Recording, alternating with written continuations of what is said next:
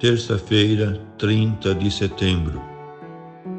Meu querido irmão, minha querida irmã, estamos entrando na sua vida e muito gostaríamos de entrar no seu coração para aí semear a palavra de Deus, que é sempre a grande orientação para a nossa vida.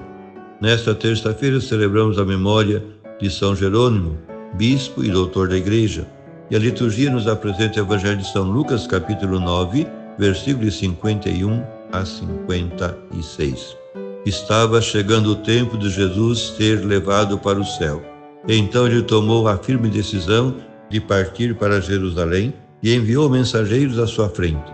Esses puseram-se a caminho e entraram num povoado de samaritanos para preparar hospedagem para Jesus. Mas os samaritanos não o receberam, pois Jesus dava a impressão de que ia a Jerusalém. Vendo isso, os discípulos Tiago e João disseram: Senhor, queres que mandemos descer fogo do céu para destruí-los? Jesus, porém, voltou-se e repreendeu-os, e partiram para outro povoado. Meu querido irmão, minha querida irmã, começa hoje no Evangelho de Lucas uma nova sessão em que se desvia de Marcos, que é dedicada à viagem da subida de Jesus para Jerusalém. Quando se estava a cumprir o tempo de ser levado ao céu, Jesus tomou a decisão de ir para Jerusalém. A viagem que Cristo agora começa inaugura o caminho que terminará na sua ascensão e no regresso ao Pai. É um caminho de sofrimento e humilhação, paixão e morte, que, contudo, não acabará no sepulcro. Se nos evangelhos sinóticos esta viagem tem grande relevo, é talvez em Lucas onde adquire uma intenção teológica mais marcada, ao ponto de se observar imprecisão e até inexatidão em pormenores geográficos, algo de secundário para Lucas. Isto é, para sua morte e ressurreição, realça-se o seguimento de Cristo pelos seus discípulos como um novo êxodo para a pátria definitiva. Lucas irá acentuando cada vez com mais ênfase o discipulado cristão como comunhão no destino do Mestre. Os discípulos que disseram sim a Jesus irão descobrindo quem ele é pouco a pouco, mas de momento o Evangelho de hoje mostra-nos que ainda estão longe disso. No texto evangélico distinguimos essas três partes: rejeição dos samaritanos em relação a Jesus, reação violenta de Tiago e João e repreensão do Senhor. Do mesmo modo que o ministério apostólico de Jesus na Galileia começou, segundo Lucas, com a rejeição dos seus conterrâneos de Nazaré, assim também a subida para a Cidade Santa começa com outra rejeição, a dos samaritanos. A caminho entraram os mensageiros de Jesus numa aldeia da Samaria para lhe preparar alojamento, mas não o receberam porque se dirigia para Jerusalém. Os samaritanos eram o povo resultante das tribos orientais com que Sargão II da Síria repovoou a Samaria, que era o reino do norte ou Israel. Num sincretismo religioso, adotaram a religião do Senhor Deus e, à sua maneira, prestavam culto a Deus no templo que construíram no Monte Garizim como rival do templo de Jerusalém. Por isso se mostravam hostis para com os judeus que peregrinavam para a Cidade Santa, como agora Jesus.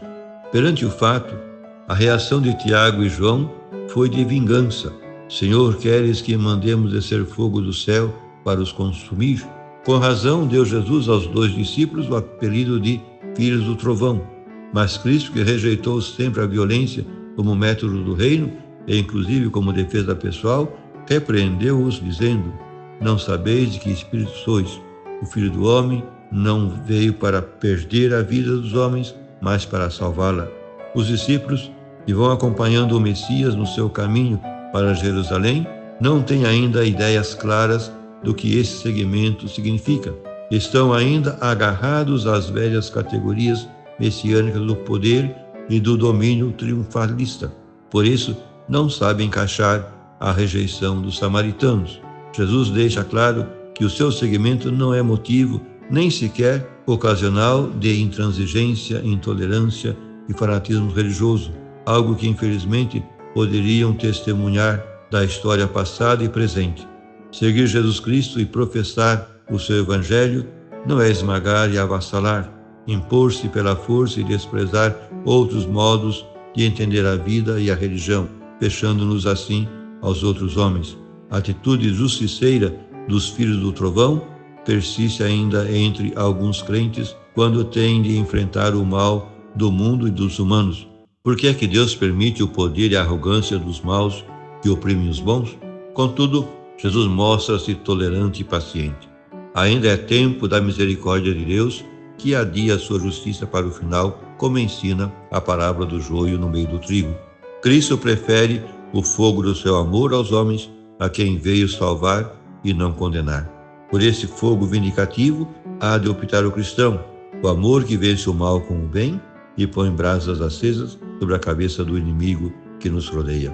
Jesus escolheu a via do amor como a única e autêntica revolução capaz de transformar as relações humanas. Por fim, rezemos. Glória a ti, Senhor Jesus, pela paciência que mostras conosco, teus rudes discípulos, a quem chamas a caminhar contigo para a vida. Hoje nos ensinas que o teu seguimento requer saber encaixar tolerantemente a incompreensão, sem espírito de intransigência e de vingança. Faz, Senhor, que assimilemos o teu empenho e estilo para fazer a revolução do amor no mundo que prefere o egoísmo, a opressão e a violência. Dá-nos fome e sede de fidelidade para seguir-te pelo caminho da cruz até a ressurreição. Amém. E a você, meu querido irmão, minha querida irmã, que me acompanhou neste encontro com a palavra de Deus, desça sobre ti a bênção de Deus Todo-Poderoso, Pai, Filho e Espírito Santo.